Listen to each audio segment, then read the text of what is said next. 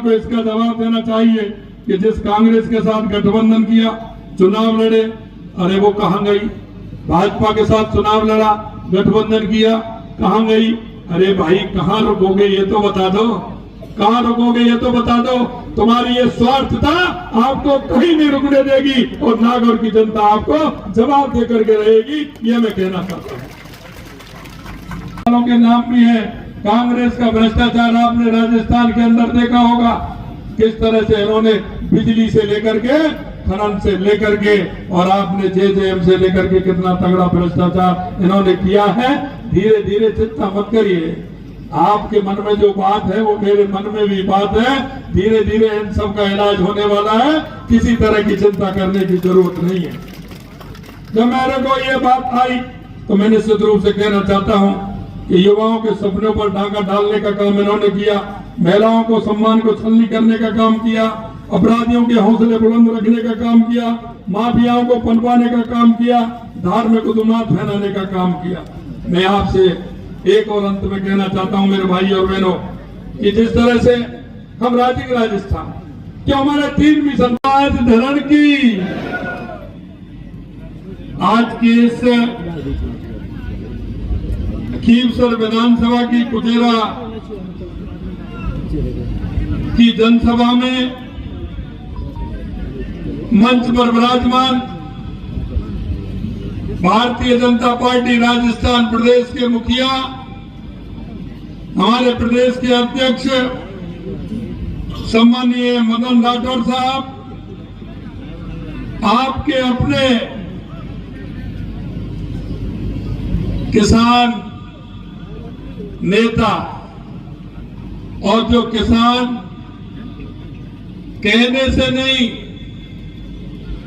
किसानियत देखने से, किसानियत करने से उनकी पहचाने ऐसे आपके प्रत्याशी भाई रेवत राम डांगा जी, कैबिनेट में मेरे साथी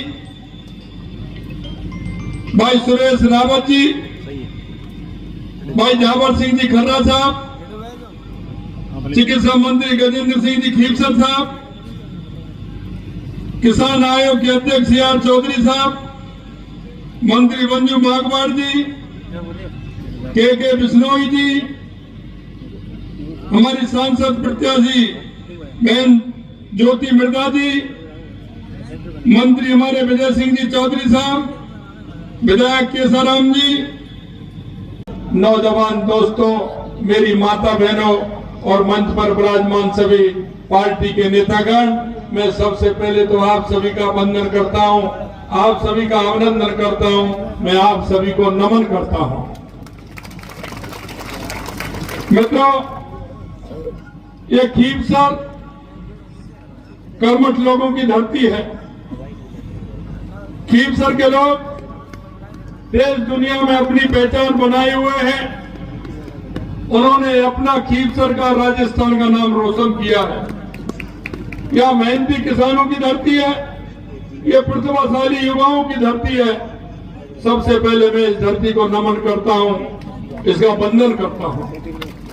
मित्रों, मैं कहना चाहता हूं, ये कांग्रेस के लोग कहते हैं, ये दूसरे लोग भी कहते हैं कि 11 महीने में, मैं आपको कहना चाहता हूं मेरे भाई और बहनों, आज हमारी सरकार को लगभग 11 महीने होने जा रहे हैं, लेकिन आपने देखा है 11 महीने में जो हमने योजना बनाई है, हमारी सरकार जिस तरह से काम कर रही है, मैंने आपको जब मैं आया था जब भी कहा था, क्योंकि कोई भी राजनीतिक दल चुनाव में जाता है अपना संकल्प पत्र या घोषणा पत्र लेकर के जाता है।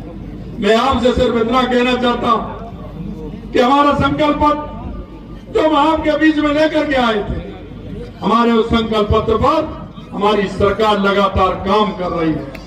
लेकिन मैं आपसे एक और निवेदन करना चाहता हूं, जो यहाँ लोग लड़ रहे हैं, कांग्रेस के हो जब RLP के हो, उनके घोषणा पत्र को भी देख लेना, उनके विजन को भी देख लेना।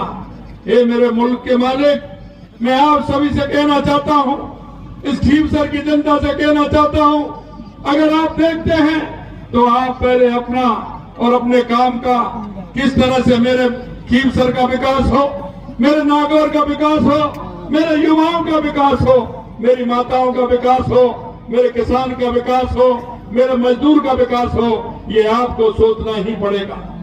अगर आप इस तरह से, जिस तरह से आपने किया है पिछले समय में, अगर हम ये सोचेंगे कि ये फलाना है, ये ऐसा है, तो काम नहीं चलेगा।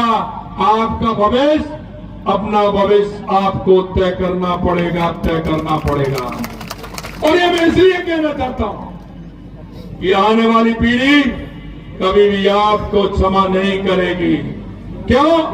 क्यों? युवाओं का भविष्य, जब युवाओं ने सपना देखा है, सपने देखते हुए अब युवाओं ने सोचा है कि आखिरकार मेरा क्या होगा। पिछली सरकार का देखा था, 19 पेपर में से 17 पेपर लीक होने का काम किया था। हमने कहा था हमारे संकल्प पत्र में कि आने वाले समय में इन सब का इलाज किया जाएगा, और आपने देखा है 200 के लगभग लोग अंदर हैं। ये हमारी SIT ने किया है। कांग्रेस के समय में एक भी गिरफ्तारी नहीं हुई थी। मैं आपसे कहना चाहता हूं मेरे भाई और बहनों, हमने जिस दिन से काम संभाला है 15 दिसंबर 2023 से आपने हमारा काम देखा है। हमने 15 दिसंबर को कहा था कि इन पेपर लीकों को छोड़ने वाले नहीं है। हमने 15 दिसंबर को SIT गठित की। जिस दिन सरकार बनी उसी दिन SIT का गठन किया, उसी दिन एंटी गैंगस्टर फोर्स का गठन किया, और उन्होंने अपना काम दिखाया है। और मैं कहना चाहता हूं, अब हमारे 11 महीने के अंतराल में कितने पेपर हुए हैं? एक भी पेपर लीक हुआ है क्या? अरे बताइए, आपकी एक भी पेपर लीक हुआ है क्या? मैं युवाओं से पूछना चाहता हूं, एक भी पेपर लीक हुआ है क्या? मुझे पता है वो युवा रोते थे, क्योंकि पिताजी से आशा और उम्मीद पर पैसे लेकर के आते थे कि मुझे पेपर देना है। दिन रात मेहनत करते थे, लेकिन जब रिजल्ट आता था तो खून के आंसू रोते थे। मैं आपको यही नहीं, मैं आपको बताना चाहता हूं, मैंने 2 साल का कैलेंडर भी जारी किया है युवाओं के लिए। 2 साल का कि कितनी विज्ञप्ति निकलने वाली है, कौन से दिन पेपर होने वाला है, और यहाँ तक कि कौन से दिन उसका परिणाम आने वाला है, ये भी हमने निकाल करके दिया है।